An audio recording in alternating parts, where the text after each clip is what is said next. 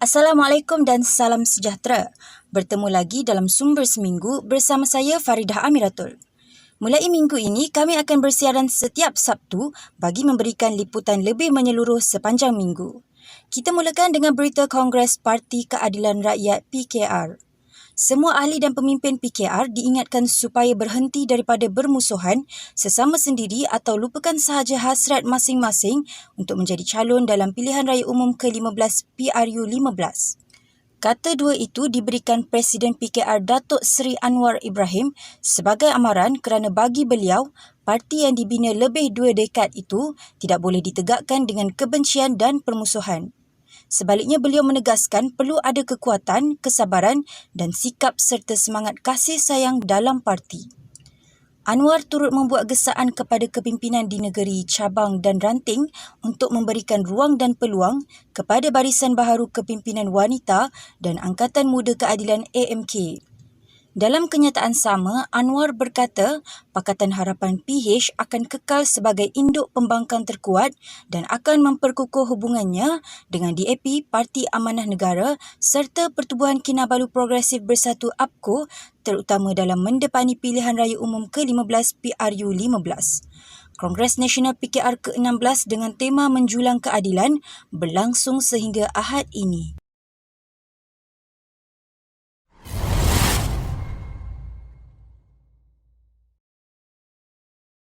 Antara berita yang menjadi tumpuan minggu ini, Kerajaan Sulu. Kerajaan tidak pernah mengiktiraf tuntutan oleh pihak-pihak yang mendakwa sebagai waris Kesultanan Sulu, tegas Menteri di Jabatan Perdana Menteri Datuk Seri Wan Junaidi Tuanku Jaafar. Sehubungan itu, kerajaan telah membuat permohonan bagi membatalkan pelantikan penimbang tara dan permohonan untuk mengenepikan Partial Award on Jurisdiction yang dikeluarkan oleh Dr. Gonzalo Stampa. Dr. Stampa juga kata Wan Junaidi tidak menghormati dan tidak mempedulikan keputusan-keputusan mahkamah di Madrid, sebaliknya memindahkan tempat prosiding timbang tara Seat of Arbitration ke Paris. Pada 29 September 2021, waris Kesultanan Sulu telah memperoleh perintah eksekutor secara ex parte daripada Tribunal de Grande Instance di Paris, Perancis yang telah mengiktiraf Partial Award yang dikeluarkan pada 25 Mei 2021 dan dengan itu membenarkan Dr. Stampa memindahkan tempat prosiding timbang tara ke Paris. Selain itu, kerajaan juga jelas beliau telah memfailkan prosiding jenayah terhadap Dr. Stampa bagi kesalahan menghina mahkamah di Mahkamah Jenayah Madrid dan prosiding ini masih berjalan. Dalam masa sama, kerajaan akan terus mengambil langkah sewajarnya termasuk tindakan perundangan untuk menamatkan segala tuntutan dan memastikan kedaulatan Malaysia sentiasa dilindungi dan terpelihara. Terdahulu, waris Kesultanan Sulu yang melakukan tuntutan berjumlah $14.92 bilion atau $62.59 bilion kepada Malaysia telah merampas aset dua anak syarikat Petronas bernilai $2 bilion atau $8.87 bilion. Menurut mereka, tindakan itu sebahagian daripada tindakan undang-undang dikemukakan waris Sulu pada 2017 untuk mendapatkan pampasan terhadap tanah di Sabah yang didakwa dipajak oleh nenek moyang mereka kepada sebuah syarikat British pada 1878.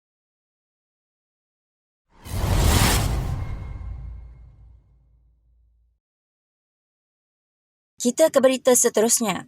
Kerajaan Negeri Selangor melantik Malaysian Resources Corporation berhad MRCB untuk melaksanakan pembangunan baharu Stadium Shah Alam dan fasiliti sukan sekitarnya dengan kos ditetapkan sekitar RM787 juta.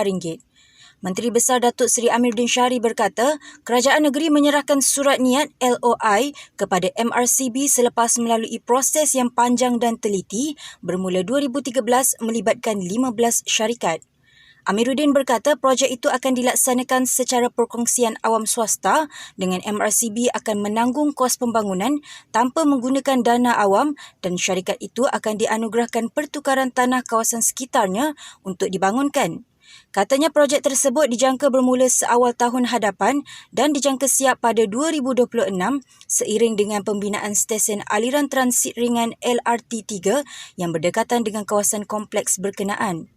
Menurutnya, Stadium Shah Alam diinspirasikan berdasarkan Stadium Ajax Amsterdam dengan kapasiti sekitar 60,000 ke 70,000 penonton. Beliau berkata Stadium Shah Alam berusia 28 tahun itu mengalami kerosakan termasuk bilik persalinan, bekalan elektrik, tempat duduk penonton, ekoran 3 kejadian banjir pada 2006, 2015 dan tahun lalu. Kos pembinaan stadium tersebut menelan belanja RM400 juta dan dirasmikan pada 16 Julai 1994. Katanya kos penggantian bumbung polikarbonat menelan belanja antara RM500 hingga RM1,000 sekeping. Amiruddin berkata satu pameran mengenai pembangunan kompleks itu akan diadakan pada September ini agar orang ramai dapat memahami rancangan pembangunan berkenaan dan turut boleh berkongsi maklum balas mereka di pameran itu. Terdahulu, pelbagai pendapat diluahkan oleh ahli politik dan badan bukan kerajaan berkenaan nasib Stadium Shah Alam yang didakwa terbiar. Antara yang menyuarakannya ialah pengurusi UMNO Selangor, Tan Sri Noh Omar mendakwa kerajaan negeri yang sengaja mengabaikan penyelenggaraan mengakibatkan keadaan stadium menjadi lebih buruk.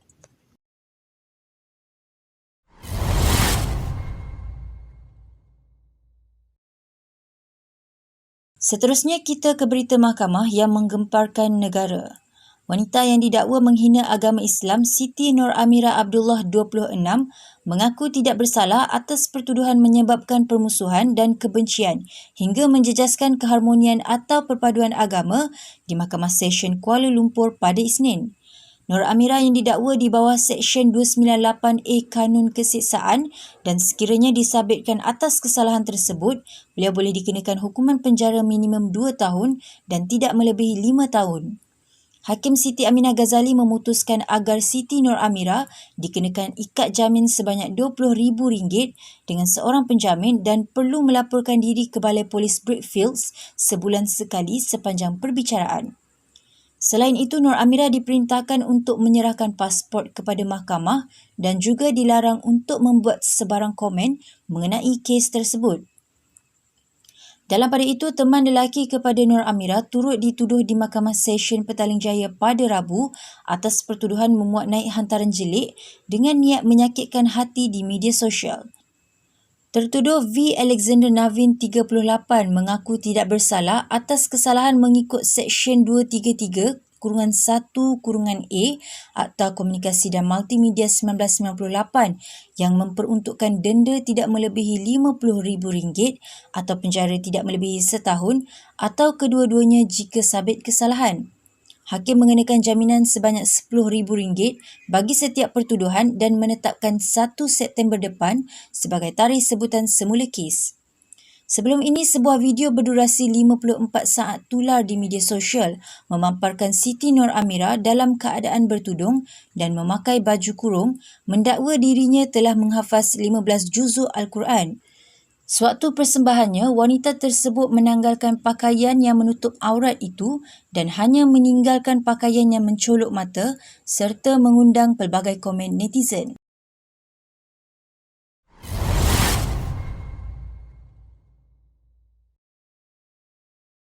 Polis Diraja Malaysia PDRM menerima sebanyak 72 laporan polis berhubung kes penipuan pakej menunaikan ibadah haji di seluruh negara membabitkan 3 agensi pelancongan swasta dengan kerugian RM3.9 juta.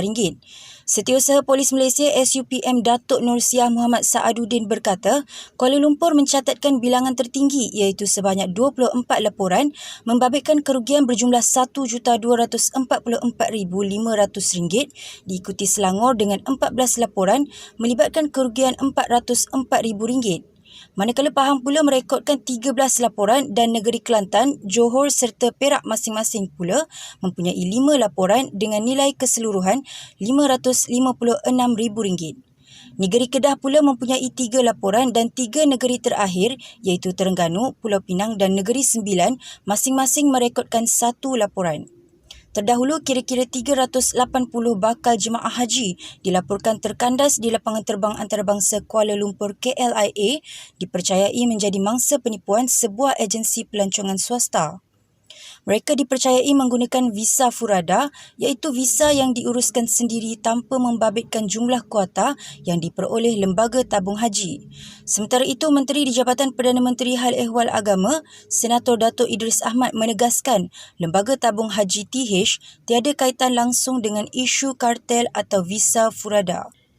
Beliau berkata adalah tidak wajar agensi itu dipersalah kerana TH sentiasa mematuhi undang-undang yang ditetapkan dan menjaga nama baik Malaysia, malah sentiasa mengutamakan kebajikan jemaah haji.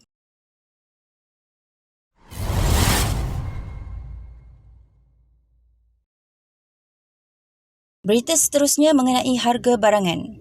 Pihak industri minyak masak sawit bersetuju membuat pengubahsuaian bagi menurunkan harga minyak masak secara berperingkat, kata Pengerusi Pasukan Jihad Tangani Inflasi Tan Sri Anwar Musa.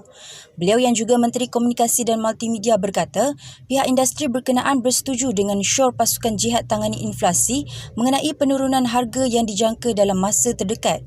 Anwar berkata ia adalah perkembangan yang baik dan satu contoh bagaimana semua pihak dapat mewujudkan kerjasama bersepadu yang akhirnya rakyat dan pengguna akan mendapat hasil daripada persefahaman itu.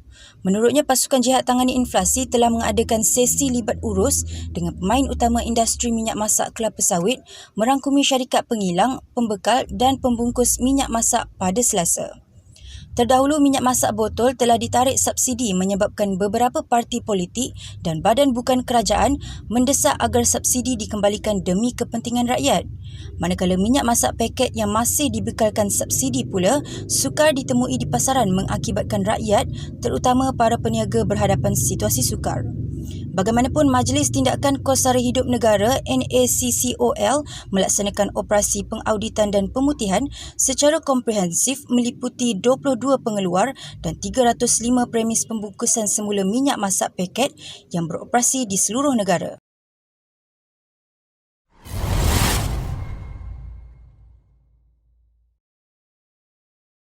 Kita ikuti berita seterusnya. Menteri Dalam Negeri Datuk Seri Hamzah Zainuddin menjelaskan Jabatan Pendaftaran Pertubuhan ROS belum mengeluarkan keputusan berhubung permohonan pindaan Perlembagaan UMNO bagi menangguhkan tarikh pemilihan parti.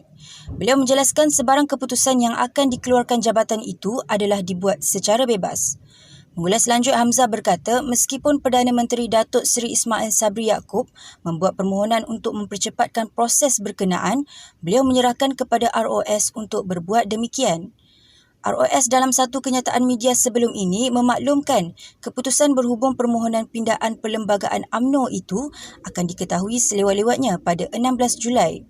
UMNO sebelum ini menangguhkan pemilihan parti di semua peringkat cawangan, bahagian dan majlis tertinggi selama 18 bulan selepas penggal 2018-2021 berakhir pada 30 Jun tahun lalu. Tempoh 18 bulan itu akan tamat hujung tahun ini dan pemilihan UMNO perlu diadakan sebelum 30 Disember tahun ini. Perhimpunan Agung UMNO PAU HAS Mei lalu meluluskan secara rasminya usul pindaan Perlembagaan UMNO bagi membolehkan MKT diberi pilihan menentukan tempoh masa pemilihan parti. Melalui pindaan itu, MKT UMNO diberi dua pilihan di bawah Fasal 10.16 Perlembagaan UMNO sama ada untuk melanjutkan selama 18 bulan tempoh pemilihan parti atau dalam tempoh 6 bulan selepas pilihan raya umum PRU selesai diadakan.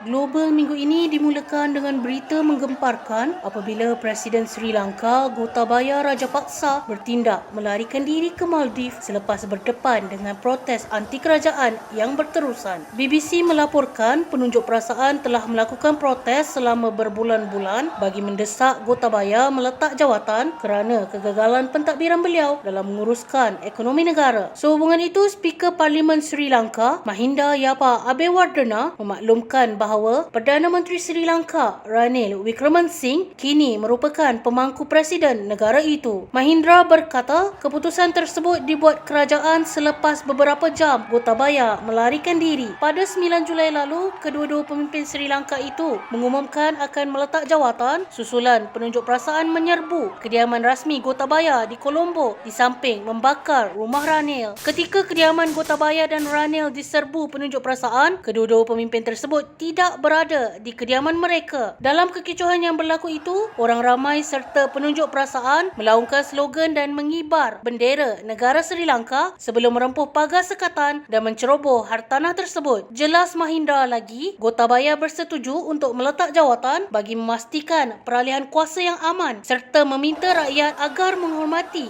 undang-undang negara. Manakala Ranil pula berkata beliau akan meninggalkan jawatan sebaik saja kerajaan baru ditubuhkan.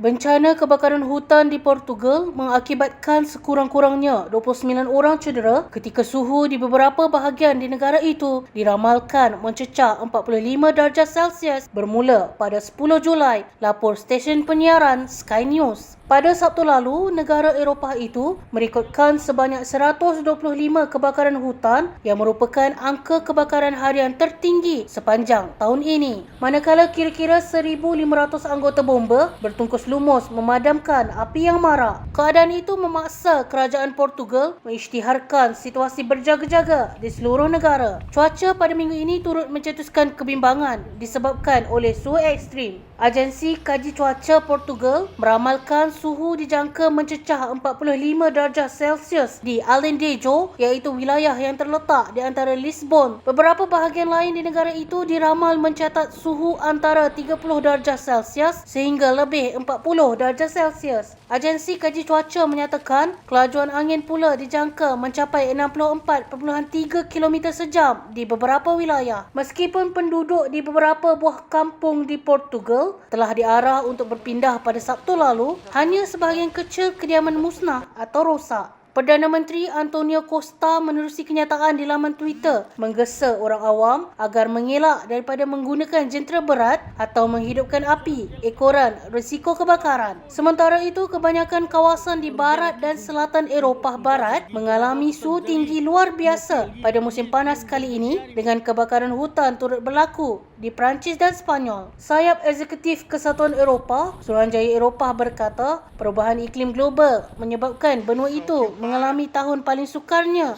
disebabkan bencana alam seperti musim kemarau dan kebakaran hutan.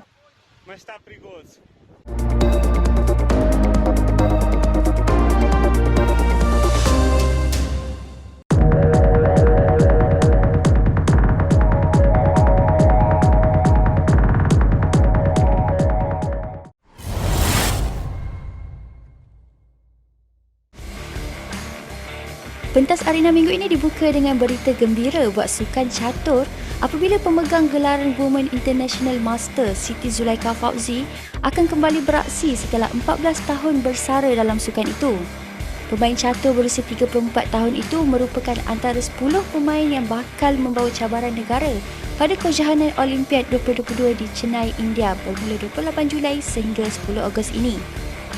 Ketua Delegasi Pasukan Negara Muhammad Firdaus Ismail berkata, meskipun Siti Zulaikha berpotensi menjadi sandaran untuk memegang gelaran Grandmaster di pentas berprestij itu, namun pihaknya tidak meletakkan harapan tinggi melihat kepada faktor atlet berkenaan yang sudah lama meninggalkan dunia catur.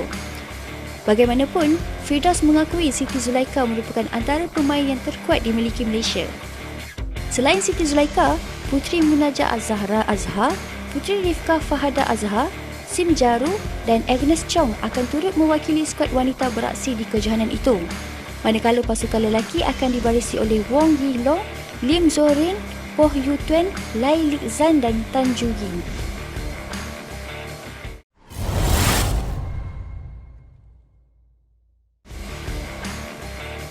Keberadaan Bright Meloni bersama Persatuan Bola Sepak Malaysia FAM akhirnya terlerai selepas badan induk itu melepaskan pengendali skuad bawah 23 tahun negara secara persetujuan bersama oleh kedua-dua belah pihak. Perkembangan itu diumumkan Setiausaha Agong FAM Muhammad Saifuddin Abu Bakar menerusi satu kenyataan pada Rabu. Saifuddin menjelaskan perkara tersebut dicapai selepas pengendali berusia 50 tahun itu hadir ke mesyuarat jawatan kuasa pengurusan pasukan kebangsaan FAM yang dipengerusikan oleh Presiden FAM Datuk Hamidin Mohamad Hamid di Wisma FAM Kelana Jaya. Dalam mesyuarat berkenaan, Meloni hadir bagi membentangkan laporan prestasi pasukan kendaliannya pada Sukan C 2021 di Vietnam Mei lalu dan Piala Asia B23 2022 di Uzbekistan Jun lalu. FAM menzahirkan perhargaan terhadap Meloni yang sudah berkhidmat bersama persatuan itu hampir 8 tahun. Sementara itu, Meloni turut mengucapkan jutaan terima kasih kepada FAM atas peluang yang diberi kepadanya untuk membina karier dalam bidang kejurulatihan.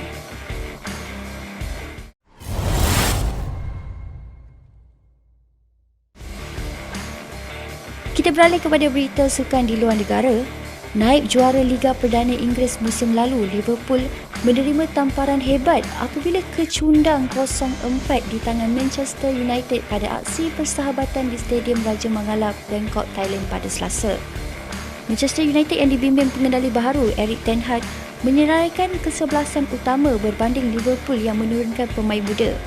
Pada permulaan, corak permainan memberansangkan untuk Ten Hag yang menyaksikan Jadon Sancho membuka jaringan untuk pasukannya pada minit ke-12 apabila dia merembat masuk mengatasi Alisson. Manchester United terus selesa di depan selepas Frank meledak gol kedua pada minit ke-30 sebelum Anthony Martial turut mencetak nama selaku penjaring ketiga pasukan.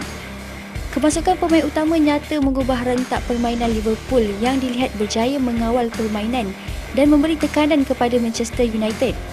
Kegairahan Liverpool memburu gol akhirnya membawa padah selepas pihak lawan berjaya menambah jaringan menerusi serangan balas yang disempurnakan pemain baharu Facundo Pellistri pada minit ke-76.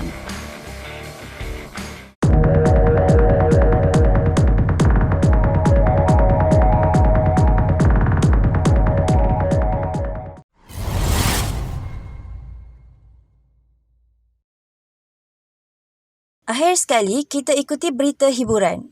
Filem Mat Kilau Kebangkitan Pahlawan mencatat kutipan 80 juta ringgit sehingga petang tadi.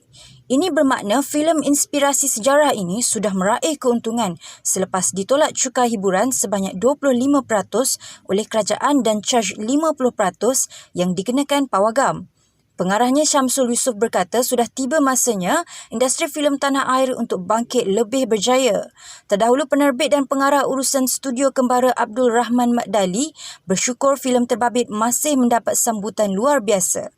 Menurutnya, Mat Kilau yang menelan kos sebanyak 8 juta ringgit untuk proses penggambaran sahaja dan tidak termasuk dengan kos tidak langsung. Abdul Rahman berkata pihaknya juga akan berkongsi rezeki dengan barisan pelakon dan kru yang terbabit melalui bonus setelah sasarannya sebanyak 70 juta ringgit tercapai. Malahan beliau turut dimaklumkan masih ramai yang belum menonton dan ada yang mahu menonton untuk kali kedua. Jumlah kutipan yang diraih kini berjaya memecah rekod filem paling laris di Malaysia iaitu Munafik 2 yang juga arahan Syamsul Yusof pada 2018 sebanyak 48 juta ringgit. Pastikan anda sentiasa bersama Sumber Kini dengan berita lebih menarik dan informatif menerusi laman media interaktif Facebook, YouTube, Instagram dan TikTok Sumber Kini. Assalamualaikum.